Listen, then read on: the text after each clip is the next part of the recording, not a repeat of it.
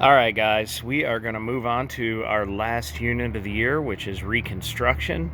Hopefully everybody's doing all right. Again, if you're not, or if you need anything, or if anything's going on, you can email me, let me know. I'll do my best to forward it to whoever needs it or to help you out if I can, okay?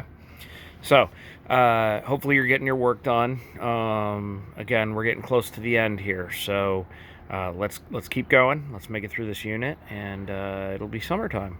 Okay, so we're going to start talking about Reconstruction.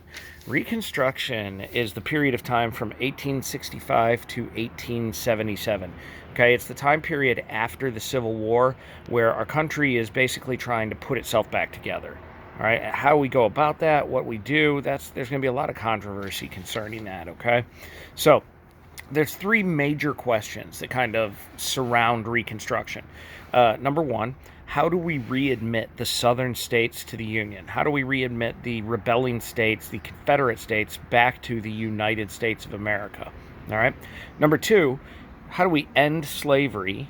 All right, and officially protect all of the emancipated slaves, all the slaves that have been freed through the 13th Amendment. We'll get into that a little bit later on.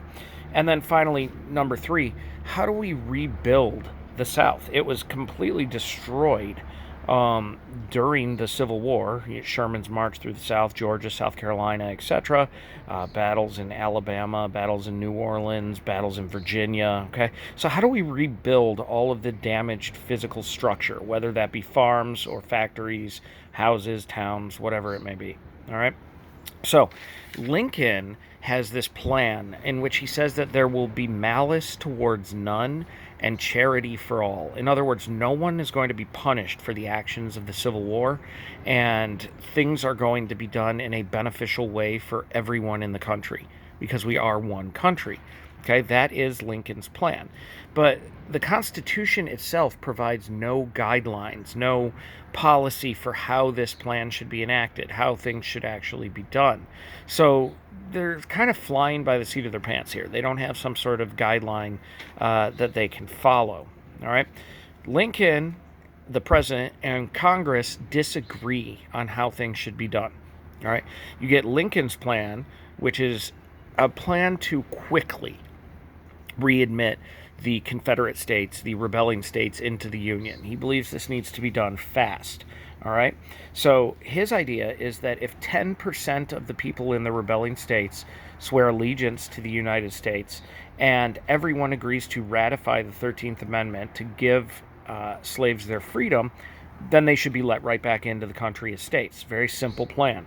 Okay. Radical Republicans or extreme Republicans majorly disagree with Lincoln's plan. They believe that the South should be absolutely hammered for their behavior during the Civil War, that they should be greatly punished during all of this. They want 50% of the people throughout the Confederate States, the ex-Confederate States, to swear allegiance to the United States, and they want to make it a law or a policy that no ex-Confederate individual can ever be a member of the government. All right. There's a lot of other things that they want that we'll talk a little bit about later on, but it's much stricter than Lincoln's plan. Unfortunately, we never get a chance to see how Lincoln's plan would have played out. Obviously, we talked about this last video.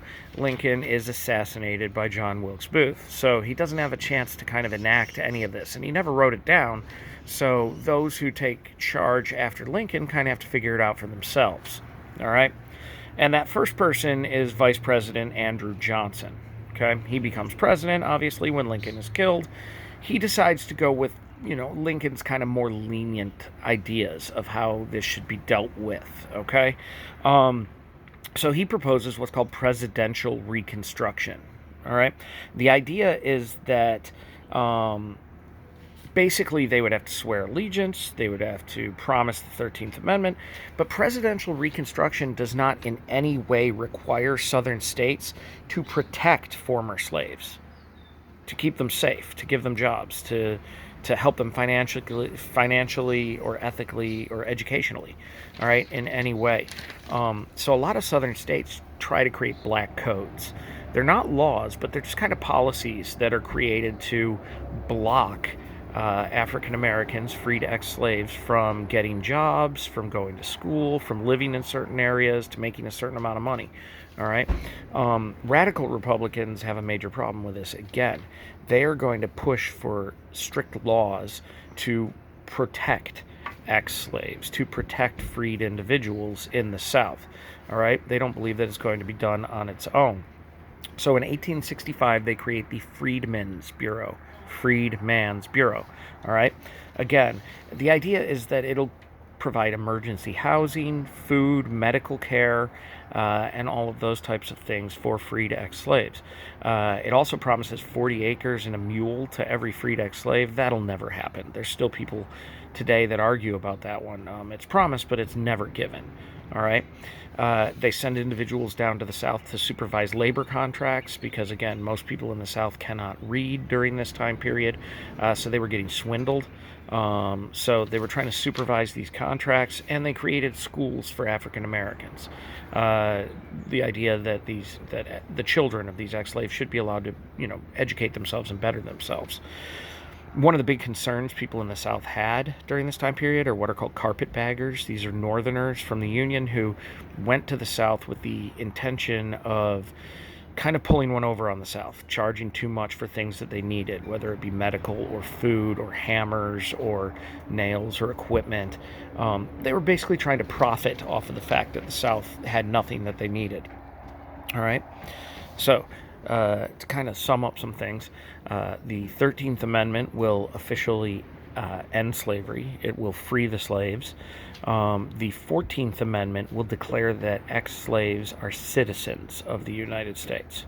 All right. Finally, in 1867, the Reconstruction Act of 1867 will be passed.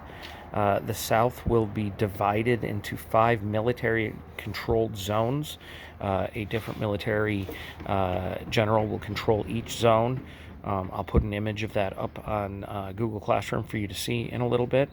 The idea is that they will enforce the laws and enforce safety for ex-slaves. All right. Ex-Confederate states must give black men the right to vote. That's a really big one, along with ratifying the 13th and 14th Amendment, all right, to make them citizens of the United States. And then finally, if they ratify that 14th Amendment, they'll be readmitted to the United States. All right. So we're going to pick up there with a lot of the problems that come out of this, and kind of how this doesn't necessarily solve everything, and it actually kind of makes things a little bit worse than you would expect. Okay. Hope everybody's doing all right, and we'll do the next video Thursday. See you later.